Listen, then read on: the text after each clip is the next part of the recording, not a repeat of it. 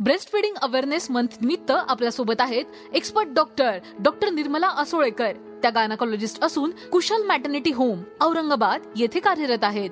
Doctor, तुम्ही सांगू शकाल का की आई आणि बाळासाठी ब्रेस्ट फीडिंग महत्त्वाचं का असतं? हॅलो. ब्रेस्ट फीडिंग हे आईसाठी आणि बाळासाठी दोघांसाठी किती महत्त्वाचं आहे हे आपल्याला सगळ्यांना माहिती आहे. बाळाला मिळणारे जीवनसत्व, बाळाला मिळणारी रोगप्रतिकारक शक्ती, या सगळ्या गोष्टी महत्त्वाच्या आहेतच. ब्रेस्ट फिडिंगचे डूज अँड डोंट्सही आपल्याला सगळ्यांना माहिती आहेत. ब्रेस्ट फिडिंगसाठी काय काय करावं हेही माहिती आहे. मला आज मुख्य या विषयावर बोलायचं आहे की जेव्हा काही कारणाने आई बाळाला फीड करू शकत नाही.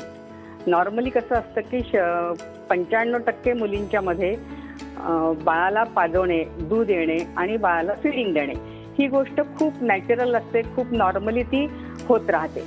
एक तर आपला घरच्यांचा मिळणारा सपोर्ट, फॅमिलीचा मिळणारा सपोर्ट आणि सध्याच्या मॅटर्निटी होम, हॉस्पिटल्समधलं नर्सिंग केअर, या दोन्ही गोष्टींचा उपयोग मुली आजकाल वाचतात पण खूप गोष्टी, त्यांना त्याही गोष्टी माहिती असतात बऱ्याच. या सगळ्या गोष्टींचा उपयोग म्हणून मुलींना ब्रेस्ट फीडिंग 95% मुलींमध्ये काही इश्यू येत नाही.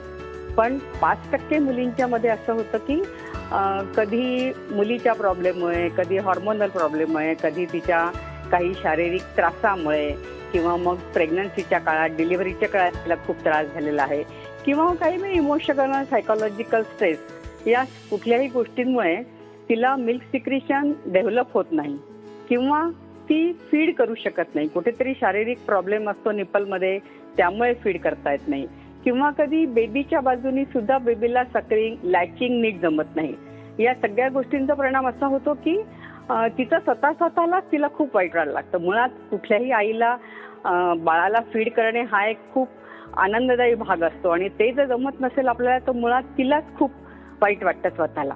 आणि अशा काळामध्ये तिच्या मैत्रिणींनी, तिच्या आजूबाजूच्या लोकांनी, तिच्या नातेवाईकांनी आणि हॉस्पिटलच्या स्टाफनी सगळ्यांनी तिला मानसिक सपोर्ट देणं आवश्यक आहे. हा सपोर्ट खूप महत्त्वाचा आहे, कारण हा सपोर्ट जर नाही मिळाला तर ती मुलगी डिप्रेशनमध्ये किंवा आपण ट्युबरल सायकोसिस म्हणतो या ह्याच्यामध्ये जाऊ शकते.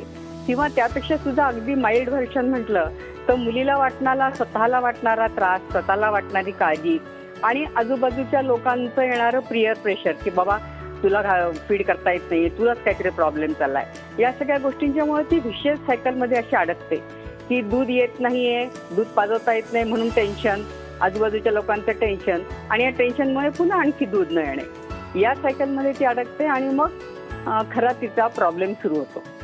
ब्रेस्ट फीडिंग साधारणपणे किती काळ करावं? एखाद्या बाळाला किती महिने ब्रेस्ट फीडिंग दिलं पाहिजे? आईनी नवजात बाळाला पहिल्या 1 तासामध्ये, त्याला आपण गोल्डन आवर म्हणतो, तिथूनच ब्रेस्ट फीडिंग करायला सुरुवात करणं आवश्यक आहे. ते बाळासाठी, आईसाठी, दोघांसाठी खूप महत्त्वाचं आहे. आणि बाळ 6 महिन्याचं होईपर्यंत एक्सक्लुझिव्हली ब्रेस्ट फीड म्हणजे फक्त आईचं दूध द्यावं, हा महत्त्वाचा भाग आहे.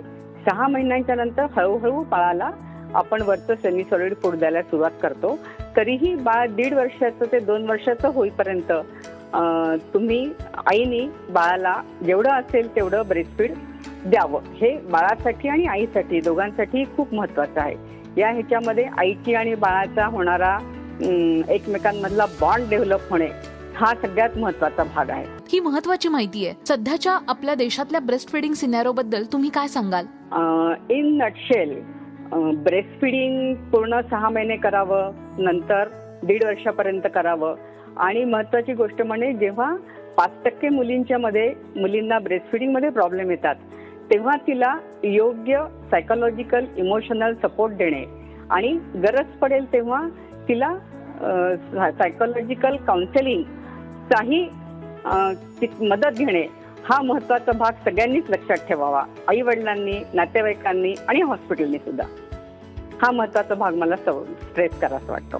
ब्रेस्ट फीडिंग दरम्यान माता कोणत्या समस्यांना सामोरं जातात आणि त्या समस्यांवर काही उपाय केले जाऊ शकतात का? सध्याच्या काळात मुलींच्या समोर येणारी मुख्य आव्हानं अशी आहेत की त्यांना स्ट्रेस खूप आहे. म्हणजे त्यांना मूल हवं आहे, मुलासाठी सगळं करायचं आहे, पण त्याबरोबरच त्यांचं करिअर, त्यांचं शिक्षण, त्यांना स्वतःच्या नातेवाईकांबरोबर जुळवून घेणे, या सगळ्या गोष्टींची त्यांना फार कसरत होते. आणि या सगळ्या सिनारिओमध्ये त्याचा ब्रेस्ट फिडिंगवर खूप परिणाम होऊ शकतो. त्यामुळे प्रत्येकच मुलींनी हे मनाशी खूणगाठ बांधावी की जर आपण आता प्रेग्नन्सीचा चान्स घेतलेला आहे तर आपण जाणून बुजून काही प्रॉब्लेम्सकडे दुर्लक्ष करणे किंवा प्रसूतीच्या आधीच त्याच्यावर काहीतरी असा ठोस मार्ग काढून 6 महिने पूर्णपणे तिला तिच्या बाळासाठी देता यावेत अशा पद्धतीने सगळी आखणी करणे हे महत्त्वाचं आहे. डॉक्टर निर्मला असोळेकर, या माहितीसाठी मनापासून धन्यवाद.